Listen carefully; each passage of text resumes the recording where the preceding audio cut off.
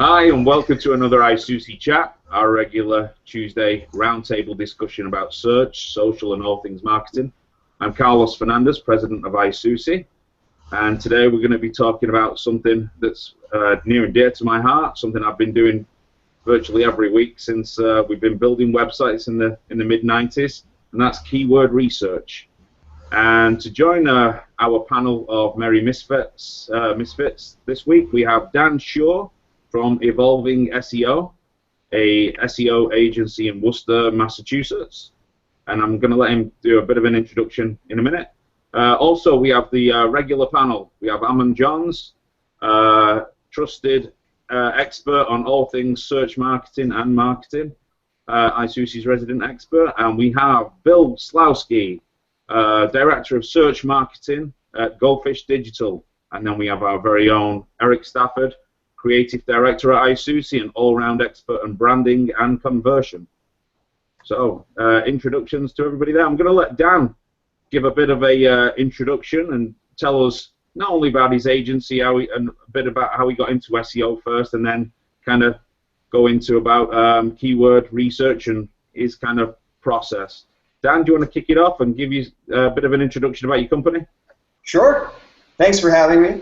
So, probably like a lot of people in SEO, I started out building just some small websites. This is probably 6 years ago now, for myself, for family, for friends that had local small businesses that needed some presence online. And in the next couple of years, you know, I taught myself some HTML, CSS, PHP, and the whole thing, WordPress. But I always gravitated towards that moment when you could install analytics on a website and start to watch the traffic come in, when you could start to watch rankings increase. And I found that that was always a part that I wanted to get to. And so I gradually made the shift into just doing purely SEO, and that was now about 5 years ago, 4 or 5 years ago. And Evolving SEO, we're a small SEO company in Worcester, Mass. We are actually looking for our first official full-time employee at the moment. It's been myself and my wife and some contractors up to this point, but you know, we work with, we don't really work with any brick and mortar companies anymore, but we do e-commerce, startups, occasionally the high-quality affiliate model site, and B2B. So generally, a nice fun variety. And yeah, I just really enjoy, obviously, the SEO community and everything as well. So thanks for having me. Yeah, no problem. I mean, unlike a lot of agencies that, you know, I guess maybe it's, you know, because I think you started, what, about 2007 in SEO? Was it? Yeah, about then is when I was, making websites and then kind of doing SEO at the same time for those websites. Yeah. And then it was about 2009 that I really got into purely SEO. Right. But unlike a lot of agencies, you really kind of stuck to that as an expertise or a craft. And, you know, you really, I mean, I've read a lot of your articles, and you really do, you know, like Bill and Ammon, see it as a craft and a profession that is different than others. And, you know, you don't go out there saying that you can do a whole variety of things, and you really do stick to just SEO as a trade. Right?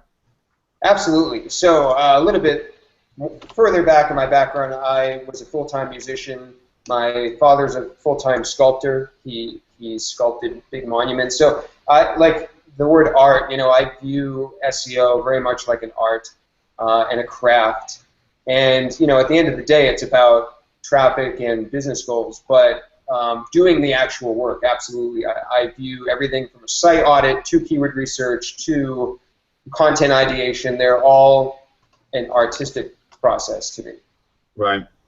Well, we were just talking in the green room, I think, just before we went live, and Ammon was talking about how keyword research is still extremely important, but probably the reasons that people have done it, you know, it's kind of got skewed from where it should have been. The reasons for doing it and what they did with that data was like, I mean, like I said before, we've been making websites, you know, from the 90s, and maybe we didn't call it, you know, keyword research back then. But it was market research. We used to look at what the competing websites of competitors to our clients were doing, and we'd look at what they were doing in terms of what keywords they were coming up for, and what they were doing with those on the page, and try to do analysis that way. Obviously times have changed, tools have come out that help us all, but it's the same. It's kind of the same process of trying to figure out what the audience is typing in, and how sometimes how if you're just coming out with a new business, how the people in that field are already coming up and how they're getting traffic. So I don't, in terms of us as a protocol at ISOOSI, we always start the whole process off with what we call a manual phase. Before we touch any piece of software, before we do any kind of data mining, we'll sit down with the client for 2 or 3 times, 2-hour sessions, brainstorming, finding out their sales history, finding out, for example, we have one client that we're working with right now that has it's kind of little plastic mats called Dry Deck. I don't know if you've ever heard of it, but they kind of go in pet kennels, they'll go on boats, they'll go on all kinds of different, applications. We just kind of brainstorm with them and find out, give us all the weirdest applications that has ever had for your product. What are the weirdest inquiries? What are the most popular inquiries? And we'll go through an entire session, or 3 sessions like that, brainstorming and finding out everything we possibly can about the product. And then we'll do other sessions, finding out where we take that data, and then we'll go and look at each of those individual markets it could be applied to. Do you have a similar type of process where you kind of get with the client first before you touch any kind of software? What's your typical process look like?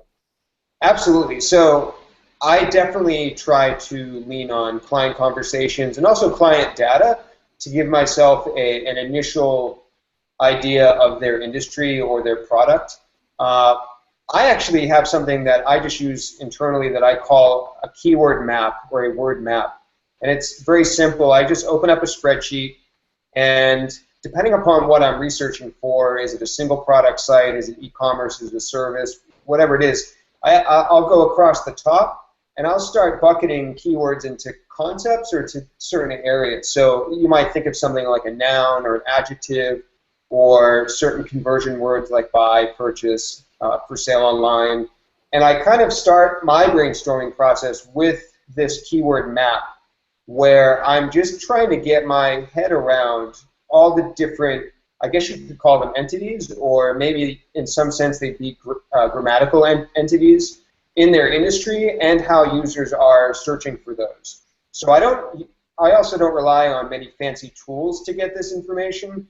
I will talk to the customer, I'll look at their site, and maybe I'll look at their webmaster tools or their internal site search, not pulling data like in a technical sense, but just scanning with my eyes, just to get my head around all the different ways that people are referring to what this company does or what they sell.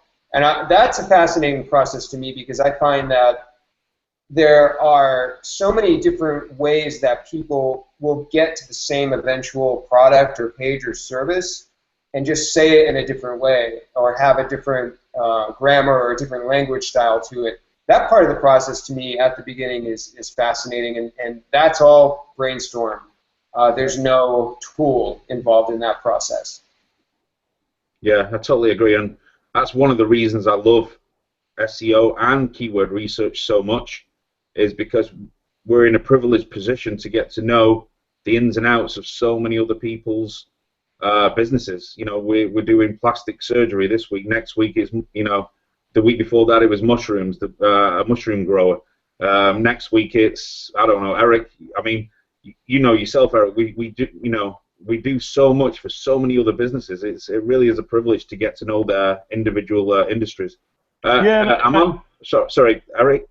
No problem. I was just going to jump in there and say I think that this is where a lot of people fall down, and I'm sure Ammon and Bill have some thoughts on this, is because you want to try and systemize everything. You want to try and document everything and turn it into a process that's repeatable or duplicatable.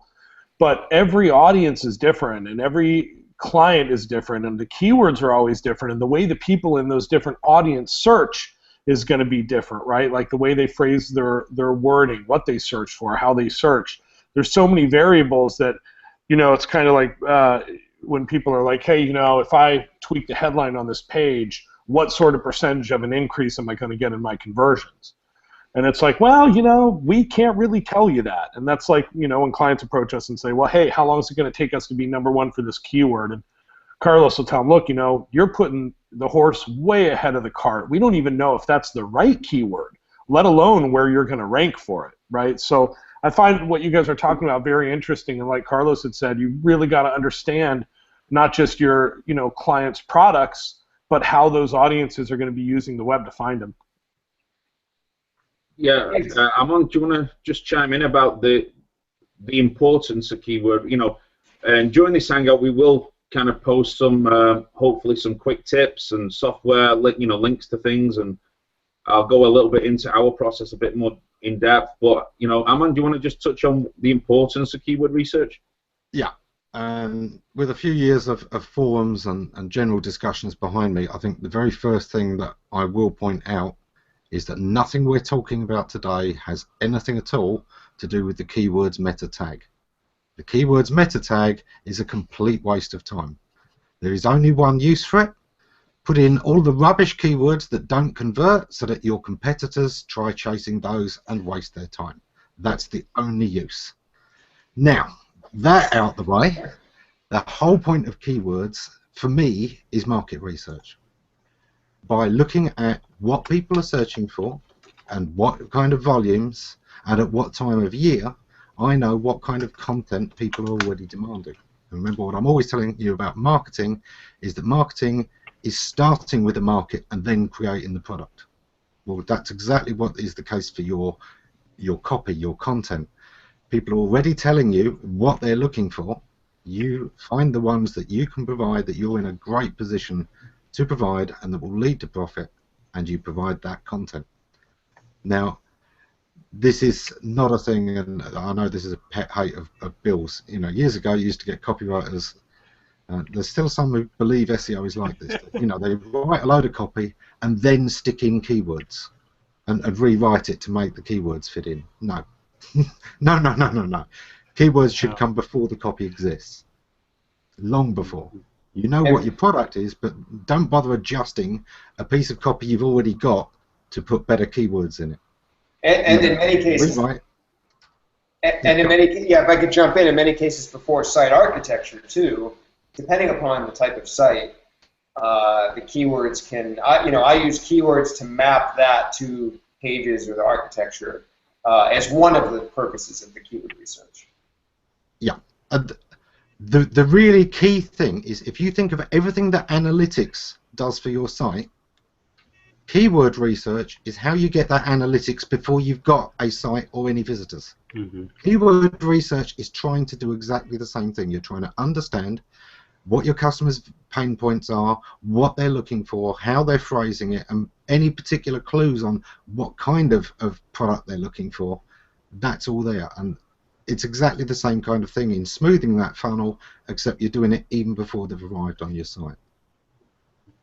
Bill, how much do those copywriters annoy you? Oh, we've lost Erik. Yeah. I agree completely that before you start doing things like information architecture, you do keyword research. I want to mention one of the things I like most about doing keyword research is researching query spaces. What a search engine might show when you type a certain term or phrase into the search engine. If it shows something that might be really difficult to rank well for, if it might be because there are other sites that maybe are associated by the search engine with the terms being used.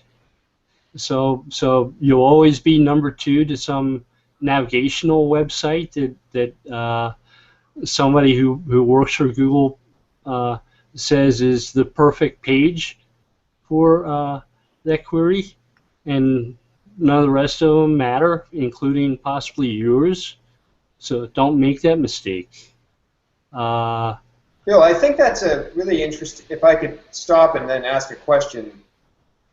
Yeah. My best tool for judging keyword competition is my own eyes looking at the search results, and then maybe using some Moz data for domain authority, page authority.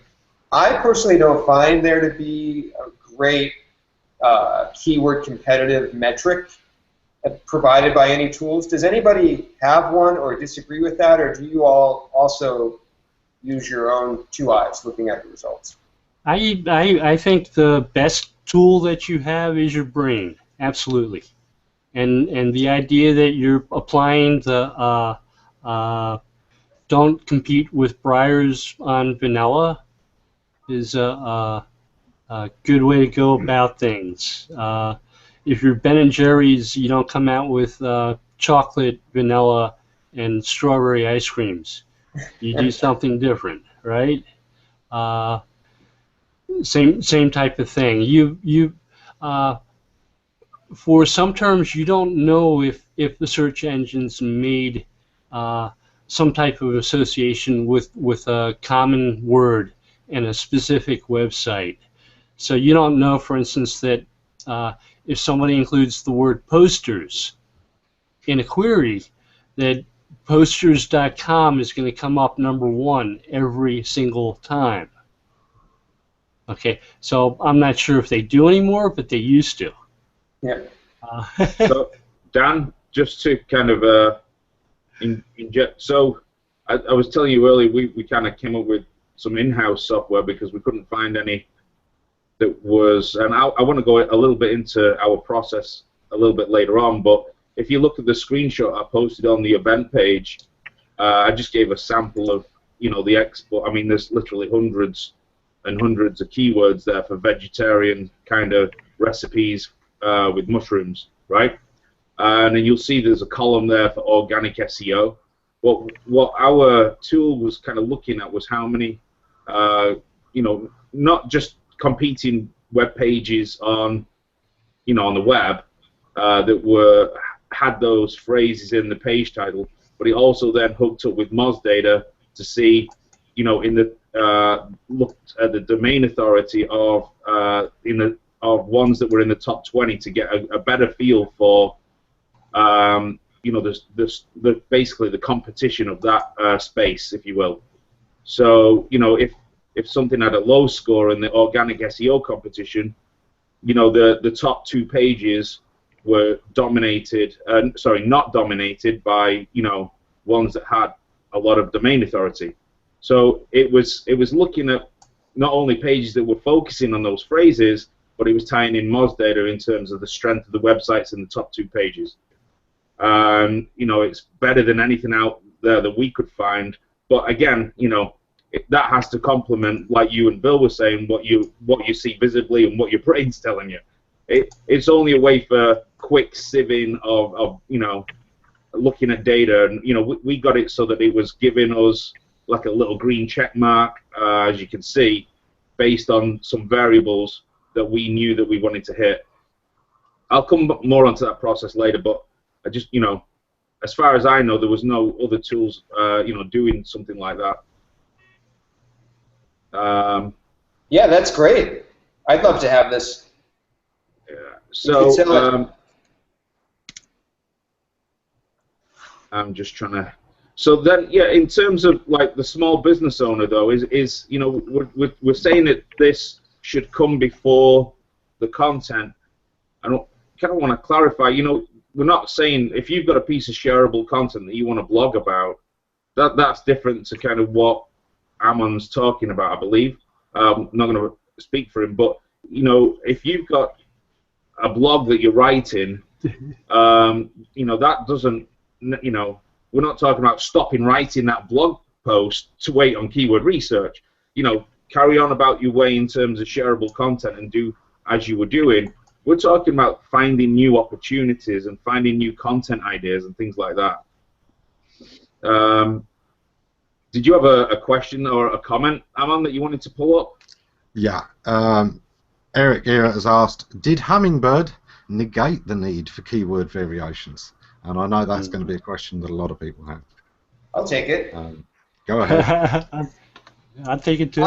I would argue that I wouldn't say there was a need for keyword variations pre-Hummingbird, but I would say that that in itself was the wrong mindset to begin with when optimizing. Maybe you could get some extra mileage out of going, oh, okay, I'll do dentist Boston, Boston dentist, dentist in Boston, dentist Boston, like however you want, however many ways you want to do it. But I would argue that there has always been this kind of truth to at least what I believe how you should optimize a page, and it should be aesthetic. It should be, you know, there's a great quote by Adam Audette that says SEO should be invisible, and I think that's just a fantastic quote, and that's how I applied keyword research before Hummingbird and after Hummingbird. There was very little that I changed when Hummingbird came out. My one is Ammon has said that many times as well on Hangouts about leaving fingerprints. Yeah, I say a good SEO is like Kaiser Soze. You know, you don't really know if he's there or not. There is something going on in the background, and that's all you really need to know. Yeah. Yeah, it's Hummingbird is interesting. You know, it's certainly going to take care of some of the longer tail keywords. As I said, it's kind of the opposite of long tail. So if you were doing keyword research to find the long tail stuff, yeah, Hummingbird has replaced quite a bit of that. However, there are certain situations where Hummingbird may not be helping you as much. And here is where you really have to get quite sneaky. It can be that there is a difference in customer mindset between somebody who searches for tailor-made and somebody who searches for bespoke tailoring. And knowing the differences in those demographics used to be quite important to you, and you might want to have two different pages, each of which spoke to that particular mindset. Hummingbird kind of runs the risk of getting in the way of that. However, exact matching, when you're dealing with synonyms, you always have to give a slight boost to exact matching, because there are so many situations where the exact wording is important that the machine can't entirely predict. So it's still one of those cases where sometimes you're going to want to do a couple of pieces of content that each focus on a different specific variation, but only where that is important to your bottom line, to conversion process. You're doing it for conversions, not for rankings. And I think it goes back to what Bill said a few minutes ago, where I would check the results on the different variations to see how different they are. Maybe, I don't know, Bill was going to add something. Yeah, I read an essay a couple years ago in the New York Review of Books, and it was by a young author, and I was really impressed right up until the last paragraph, where he used the word prison instead of jail, and he meant jail. And if you work within the criminal justice system, you know why that makes a difference. A prison's where you get sent after you've been convicted of some type of offense.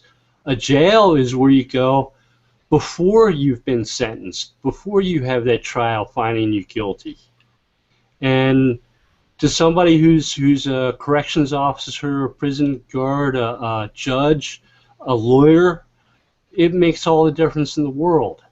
When you're writing about something, and I emphasize the word about, and you're doing keyword research, make the page, the content you're creating, actually about that. And understand that even slight, subtle differences in words like prison and jail, they may seem like synonyms on the surface, but they're anything but. So if you're trying to go for keyword variation, and you're getting to the point where you're making silly meaning substitutions. The word auto means car, except when it's a railroad car, or except when it's a alarm clock radio that's set on auto to wake you up. So you got to understand that synonyms are synonyms in context, and the context is really important. You can't just spread the words around, the keywords around like a machine gun. The spattering isn't SEO. You want to be smarter than that. The other thing about Hummingbird was that it's supposed to enable the search engine to rewrite queries that tend to be long conversational queries that may include a couple terms and phrases that aren't well defined and other phrases that help set a context. It's hard to plan for those because there are a lot of potential variations. So you're better off often focusing upon topics, upon categories, upon creating content that people who are interested in whatever you're offering, whether it's your words in an essay or products that you sell or services that you offer. Focus upon defining and describing those in useful, helpful ways. I posted a link earlier in the comments thread to a new article on Search Engine Land about the knowledge graph from Barbara Starr, and at one point she says, don't confuse entities with keywords. Now, I like doing entity research. I like understanding the topic. I like understanding related terms. And I think that's really useful in helping you create new content and learning about what to write about.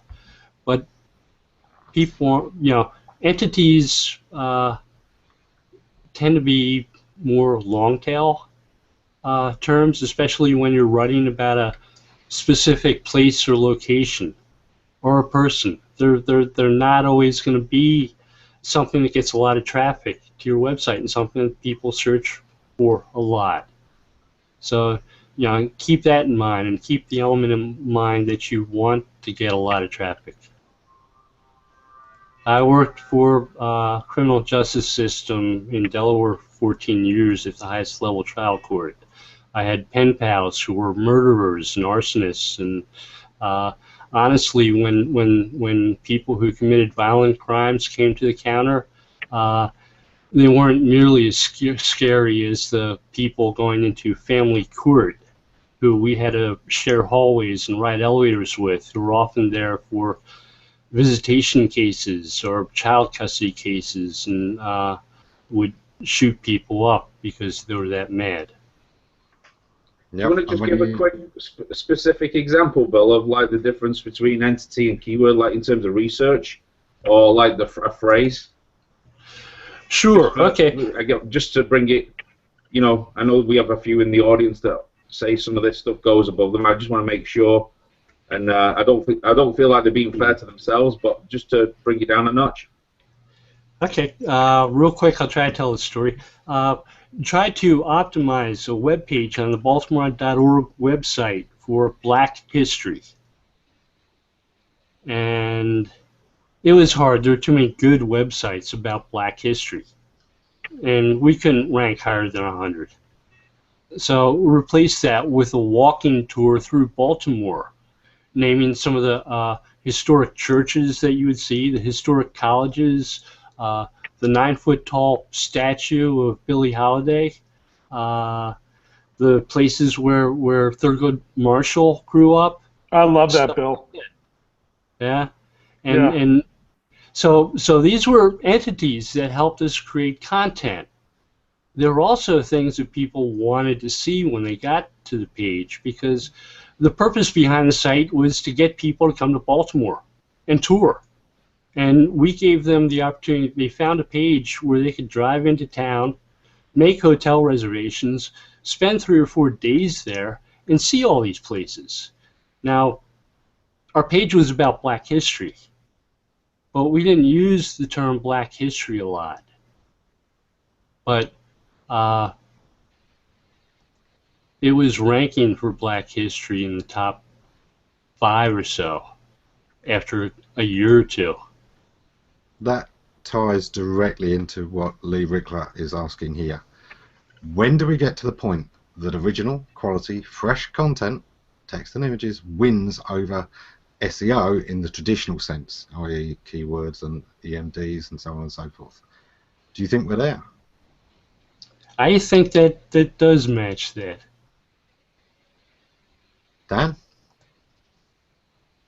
I think that's very dependent upon what we're talking about, the industry, the keyword, the type of content.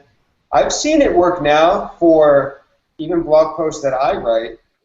A couple years ago, I wrote one of the first posts about things you can do with if this, then that. And for a while, it ranked on page 1 for things like if reviews, if ideas. It doesn't anymore, but I suspect that because now there's a lot more new content about that topic. Mm-hmm. I think there's lots of query spaces where it doesn't matter as much as far as the freshness of the content.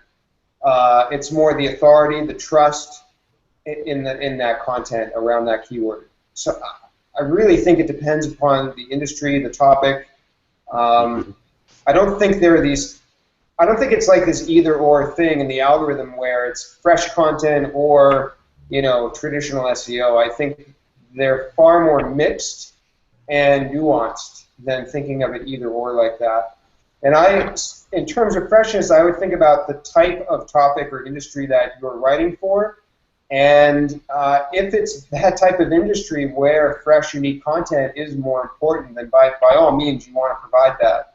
The one caveat that I see to this idea around freshness, and I could go down a big rabbit hole about this because in things like the Moz Q&A and forums and clients asking, this idea of fresh content to me has been taken way too far, I think, from the original meaning of when Google came out with it.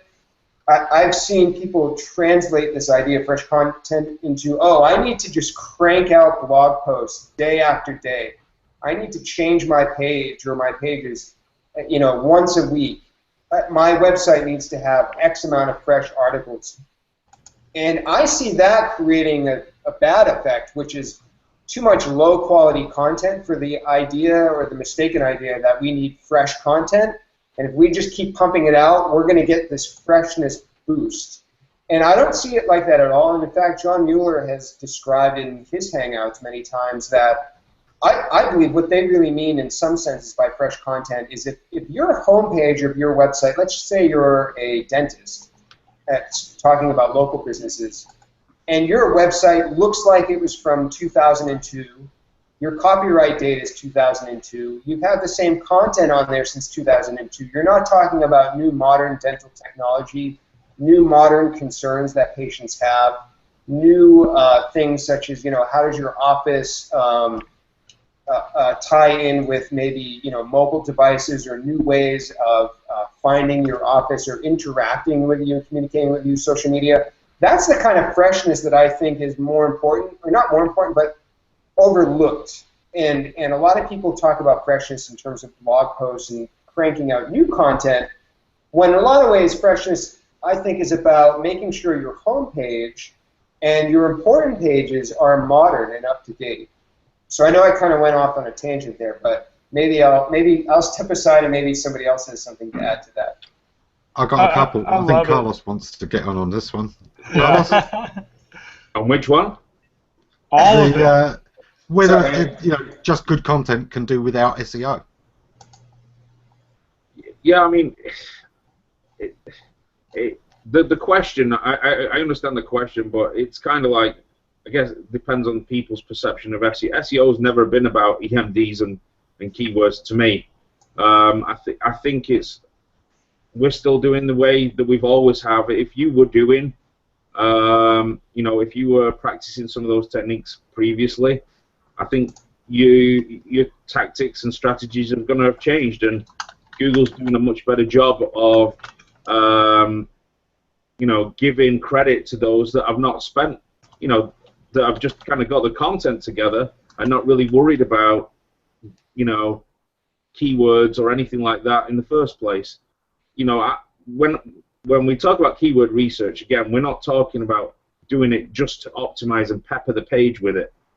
We're talking about digging for opportunities, digging for changes to your product line. You might be doing a widget have you thought about doing that widget in blue? Maybe there's opportunities, you know, by doing that. So, you know, I don't think we're there yet. I think that Google's got some way to go to take it totally out of the picture, but I think we're getting closer than we've been before. Okay, now, ideally, yeah, if your page is the ultimate page on something, there are a few hundred PhDs at Google who are building their algorithm to make sure you come out on top. That is their goal, is to put the best site they can find at the very top of the pile. That's what they keep tweaking for. But the reason they keep tweaking is because there are SEOs out there, and no matter how good your page is, on its own, it won't stay up there. Some SEO will work out what little signal they can do to just make the second most relevant the most relevant. That's what they do. That's part of their job sometimes. You know, we're not trying to make our ballet pump site come up for running shoes, but we are interested in being in the highest position for ballet shoes that we can get, or at least the right position. Do we have to have the absolute best? It would be lovely if every client had the money to devote, that we could absolutely revolutionize the business and make it the number one. But you know what? There's differences sometimes in what is the number one. It's very subjective. You know what, some of Ammon, you out. Yeah, go on. So, I'm sorry to interrupt you, but what you're saying and what Bill said as well really resonates with me, because Bill's example of the walking tour, right? To us, that's what we would aim to do for all of our clients. That's just part of the process. We're not out to game Google or beat anyone in particular for any one certain keyword. What we're out to do is find creative ways to ethically bring visitors to our client sites. And so I love what you're saying just now, and I love what Bill said as well, because that's kind of the way we've approached it always with all of our clients. And there's some comments on the Hangout page. You know, Jim Ward says, I work with personal injury attorneys, and many of them offer very similar services in the same market. They're willing to spend money on SEO and pay-per-click and try and out-Google each other, but it's challenging for me to differentiate them. And that's kind of what we're saying here, right, is your customer, why are they unique? You have to find out why they're unique, and then you have to find unique ways to get them to rank, because, you know, Carlos and I will tell you, we can't get every single bank in the country to rank for the one same bank term, right? Carlos, you want to jump in here? No, I totally agree. I think, you know, if people are looking at it in terms of out-Googling each other, it's, again, looking at it from the wrong perspective. It's picking up things about your company that you can differentiate from the other company, the other guy. Why are you different? Why is your service better? Why is your product better? Why should you come up? If you can tell Google why you should come up for a particular phrase, then that's it. You've just got to. Google wants to pull good quality content up. You know, that's the thing that's missing here, is what Ammon said. Their whole design is to have a better search engine, a better search experience. They want to pull good quality content up so people get the best results. And if you think about it like that, then you're thinking in the right terms about how you're going to create quality content that Google wants to pull up. Yeah, that's why I think Bill's example is so powerful, is because through creative thinking he found a way around all the competition, what everyone else was doing, and found a solution that would work.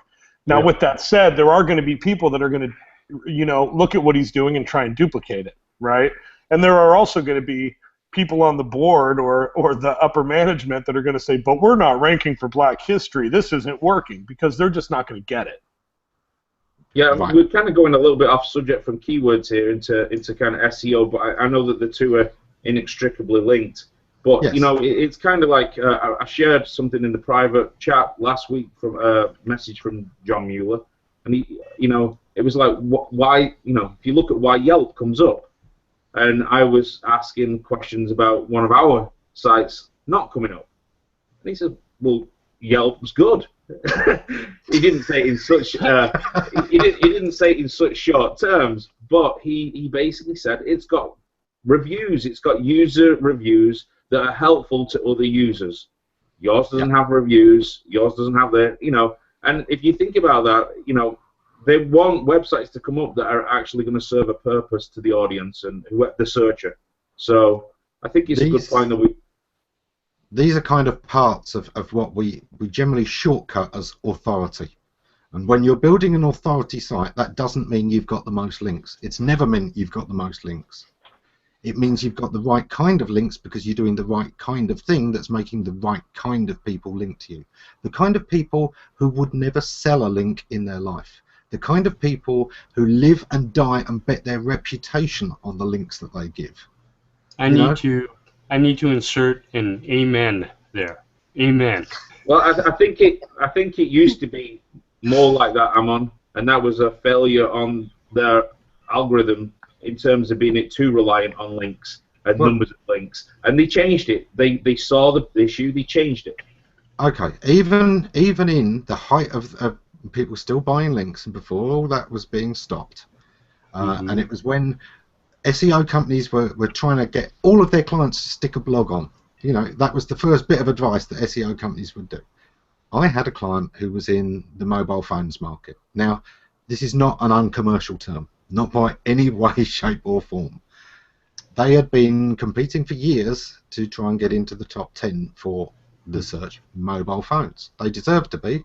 They were the second largest online supplier of mobile phones in the UK. So there's no question they should be in the top 10, but they weren't, because there were a lot of good SEOs out there. There were a lot of exact match domains, and there was a lot of link spam going on. But what I did to set them apart and to get them up there was I said to them, okay, you need a blog, but not for any of the reasons any other SEO company is ever going to tell you you need a blog. Here's why you actually need a blog. Because people, when they're shopping for mobile phones, are looking for the best deal they can get, the tariff, and what freebies they get, that kind of thing, which you're not in control of. That comes from the companies. That comes from the networks. The Orange Network and the 3 Network and all of those set what deals they're going to offer. And the biggest company is always going to have a slight advantage over you. It's like the deals that Amazon gets in buying stuff in the first place. Amazon is usually going to be able to sell stuff with a profit cheaper than you can get it from the manufacturer, unless you deal in bulk as well. So I said, what you've got to do is you've got to change your market from being that generic, I'm just shopping for the cheapest deal I can get, to choosing to prefer to deal from you because they trust you. It's that know, like, trusting. The blog is to build up your position as their friend in the trade. You want to be the guy that they understand, so that they're willing to pay $2 more a month to get it from you because they know they can trust you. You're taking it away from that generic market that you're never going to be able to win in. And that's what they did. 3 months later, they were in the top 10 for that term for the first time ever. And they'd been working with the largest SEO company in the UK. 6 months later, they were in the top 2 for that term. And that is what authority is about. It was about the kind of links that having that blog got them and the kind of reputation that having that blog got them when they weren't chasing links. They were chasing the branding in the customer's mind, which got them the right kind of links. I did the same with a client who's a lawyer and introduced a blog, and it made all difference in terms of who actually wanted to go to the site, who wanted to work with them. It sort of started out with him pulling me aside one day and saying, Bill, I hate divorce law. I said, okay, no problem. We can delete those pages. What else do you want to do? I like business. I like trusts. I said, okay, we can work on those. Yeah, and we got those to rank within the top 10 within a couple months, and he was happier.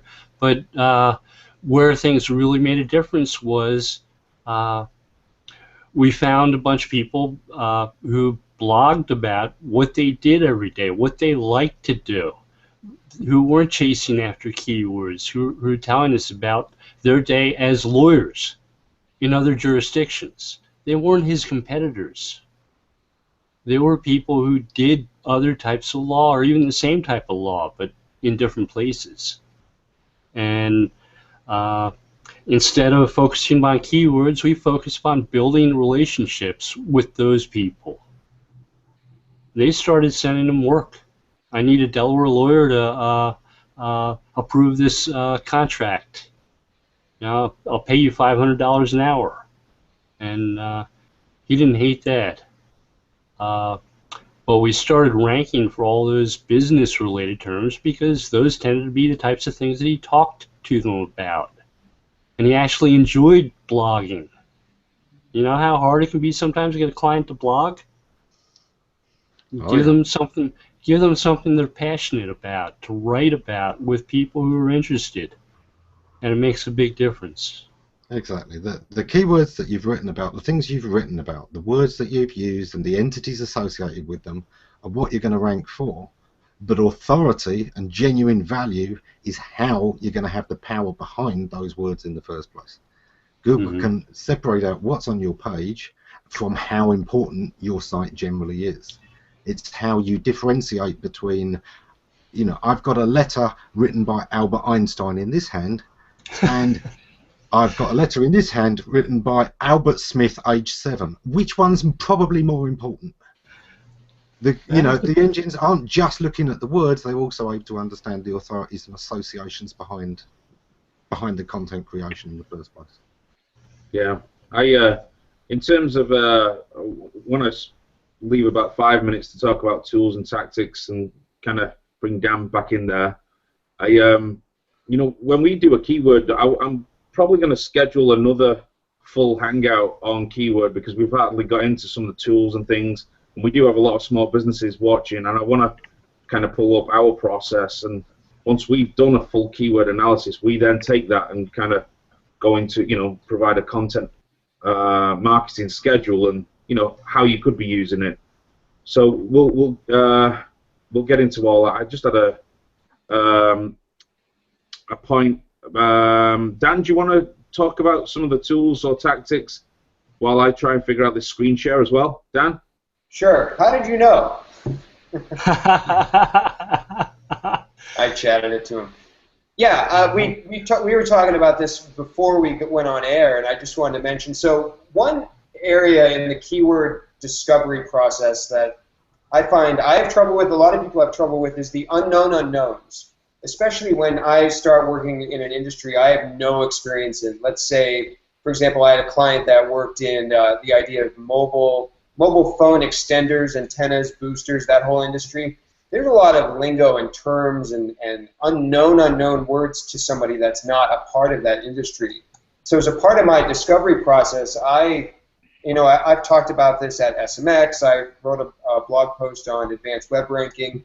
But I want to mention again here, I've developed some of my own personal ways of discovering unknown keywords. And the abstract process kind of goes like this.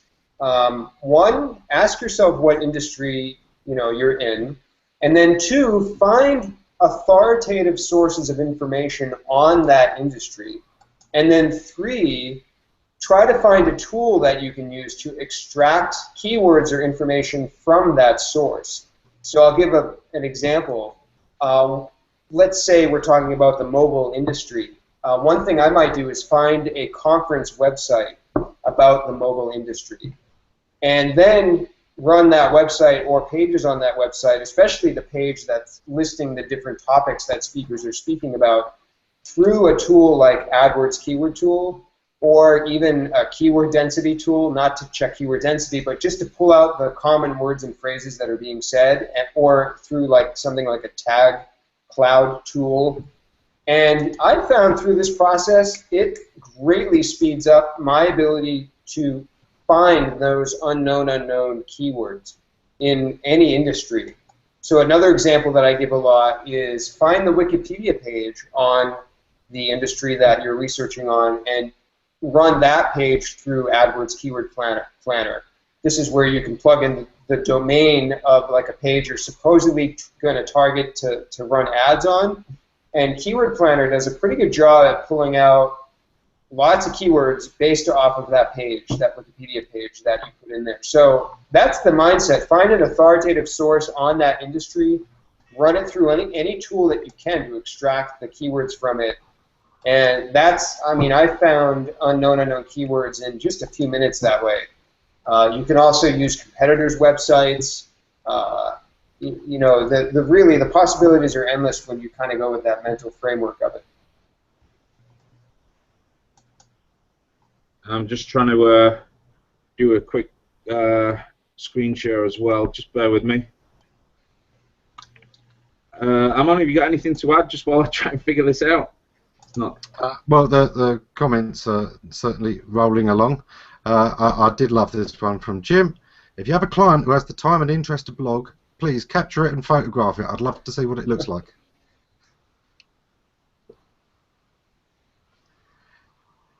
I think that's a unicorn, right? Or some mythical creature. Right. It is one of those things that you can't blog effectively if you're not passionate about it. And if you've got a business, you've got a client, and you tell them they've got to blog, and they're obviously not really into it, doesn't matter how much help you give them, they're not going to write great blog posts. I think it's kind of like social too, Ammon. We've talked about this on previous Hangouts, right? They just don't understand how to do it, and they'll pretty much just, hey, these are on sale again this week, right? I mean, they just don't really know what to do or say, and so we always let people know that there's really three kind of things that you want to be posting. You want to be posting informative stuff. You know, here's how to get rid of mites on your palm trees. Here's how to whatever, right? And you also want to be posting local and engaging stuff, right? Like the so-and-so Art Walk Festivals this weekend. Make sure and join us there. We're going to love it. And then also do post some of that stuff like, hey, stop in and do this and that and whatever. But most people just go for that third type of post only, and they're like, hey, this is on sale right now. Or, hey, make sure and come in and buy, right? They just don't really know what they're doing. I would actually add a fourth type, which I believe in a way is the most important, which is listening and responding. And that's, a lot of people don't even do, people that are even good at social media don't do that. I think that's a given. I think you got to do that no matter what type of post it is. You definitely got to listen and respond. My turn to put an amen, because that is the thing that I say almost every week, Dan's like, amen. I mean, before you even write your own content, is listening on social media, like doing Twitter searches around your industry and then just responding to that. So you're not tweeting out publicly, you're just responding to people, or going on other people's blogs and responding, or going on Q&A sites and responding. And what I find is that actually gives me and some clients the best ideas for content to then go do kind of more like you said in the first three categories. It's that old thing about sorry, Carl, just it's that old thing that I used to say, you got 2 ears and 1 mouth so you can listen twice as much as you talk. There's a reason that your computer has 2 speakers and 1 keyboard. It's the same thing. Go on, Carlos. The Hangout system is not letting me do a screen share for some reason or other. So I really wanted to show everybody a few things, but we'll do another Hangout on our full process of keyword research from start to finish with and show you how we did it for a particular client, and we'll do that for a full hour. But just in terms of if there's small businesses out there or people that have just got their own basic website, I really want to kind of give out some tips. And like Dan was just saying, the Google keyword tool is obviously free. It's not going to give you the competition kind of values.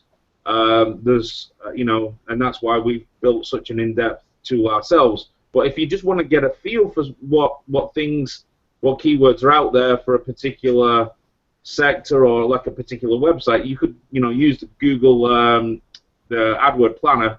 But as I've showed, if you look at the image in the event page, and I think it's the third image, I took a screen cap because I thought this would happen in terms of screen sharing.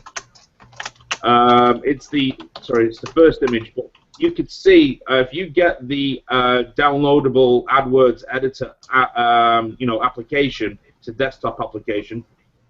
You can kind of type in there, and you'll see I've done an example where I've typed UGG in, UGG.com, and you can see kind of the keywords that Google is is bringing up as being associated to the website and the popularities there.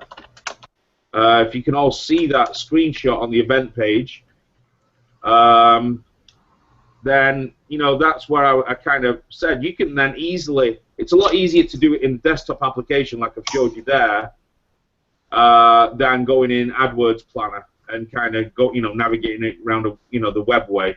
And you can easily export it into CSV files and just keep them all in a folder, and then kind of do what I showed you on the other screenshot, which is merge all those CSV files easily together with a one-liner in a command prompt to give you a CSV file with literally hundreds and hundreds of keywords. It'll only show you the popularities, but it'll give you a good feel of some popular keywords out there in that, either based on the Wikipedia link you could put in there, like Dan said, or a competitor link, or you can kind of use it, as I've shown in the screenshot, you can use it to actually multiply with other keywords, so you can get 2 columns of words and get Google's tool there to merge them together. It's actually a lot better using it on the application than on the web, on the AdWords Planner on Google.com. Yeah. One of the very quick ones, I mean, we had how do you kind of analyze opportunities and keywords. The ones that I've always used, I mean, basically I'm usually playing with 3 metrics very quickly. And the first one is look at what people are prepared to pay for that keyword, because that will tell you what kind of budgets are behind this keyword, and therefore it's much more likely that the people competing for it are going to be professional SEO companies. They're going to, people going for this are going to have hired SEOs.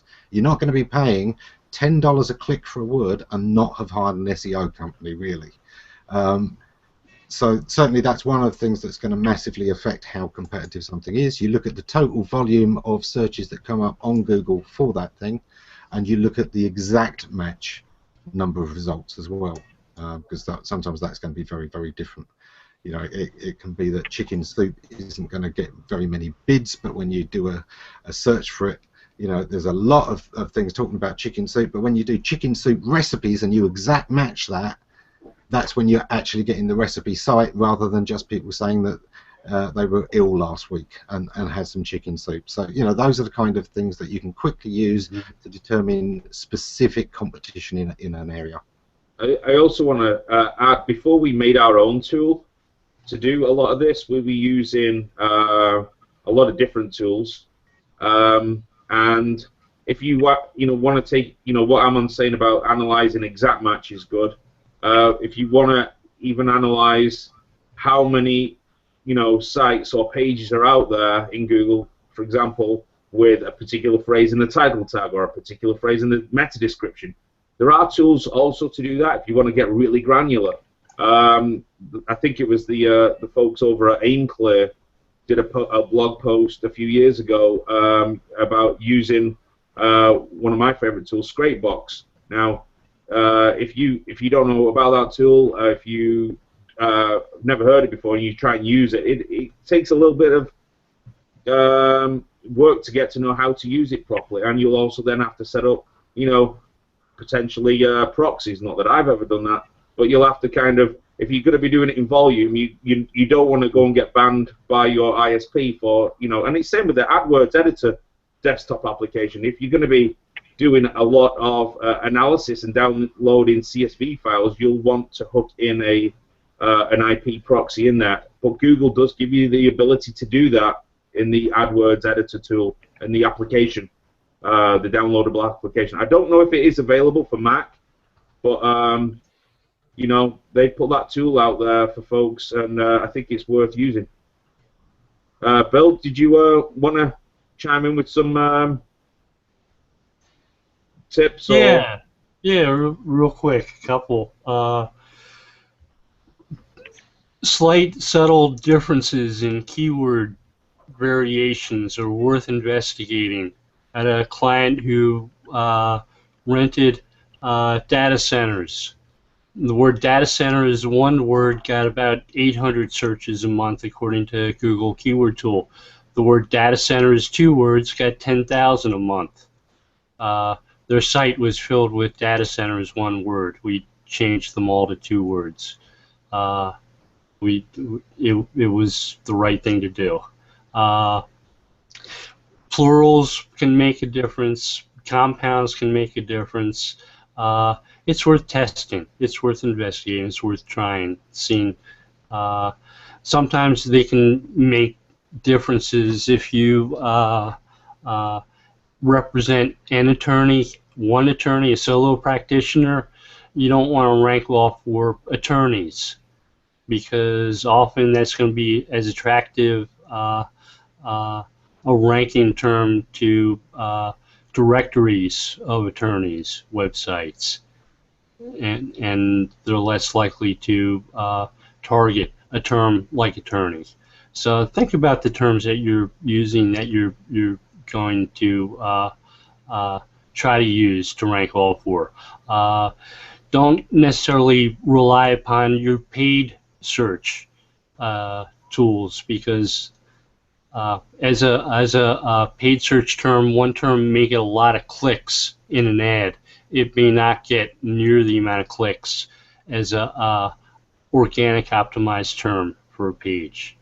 So, I had one client who chose a term to optimize their homepage for, because when they used it in PPC, it got 3,000 to 4,000 clicks a month. Google was saying it got about 30 clicks a month on average as a exact match term. So be careful. Otherwise, you can end up overpaying by a lot. And if you're going to use pay-per-click, learn what negative keywords are. Learn it well. We spoke to a client this week who'd been doing pay-per-click themselves for I don't know, 9 years, and I actually showed him that details tab where he could actually see the keywords that were bringing in the traffic, and he was just amazed at the amount of money he'd lost over time based on not putting negative keywords in there. Oh, gotcha. It used to be one of my absolute favourite things was, spot a company that's advertising for, say, lawyers in Dallas. Yeah? Then worst lawyers in the world in Dallas. And the chances are their company will come up again, and they've just paid to be number one for that. Yeah. Did you we are up against time here, folks, so Erik, do you want to add some final words? And I don't really have much to add. I mean, this is not really my wheelhouse. I just I know how incredibly important it is, and so those of you out there that might be pixel pushers or more creatively, visually inclined like myself, just understand that this is critically important to all your marketing. You got to have it. You just got to have it. Well, we're going to wrap up. I'm going to say thank you so much to Dan. I'm sure that we'll have him on again. He's got a lot of knowledge on this, and thanks so much for stopping by. Thanks, Ammon. Thanks for Bill, as usual, and Erik. And then just a quick plug for next week. We've got Erik Engi coming from Stone Temple to discuss the who? Yeah, some guy. But Erik has said he's going to come on again. We all love him, and he's going to come on and talk about the end of authorship. And I'm going to add the word tagging on the end of that, because it's not. Well, we'll get into that next week. But with all the news this week about the authorship, we thought it would be a good thing to talk about next week. So please join us for that. Next Tuesday, 3 p.m. Eastern. Thanks, everybody. Thanks, guys. Well, thank you. Thank you, Dan. Guys.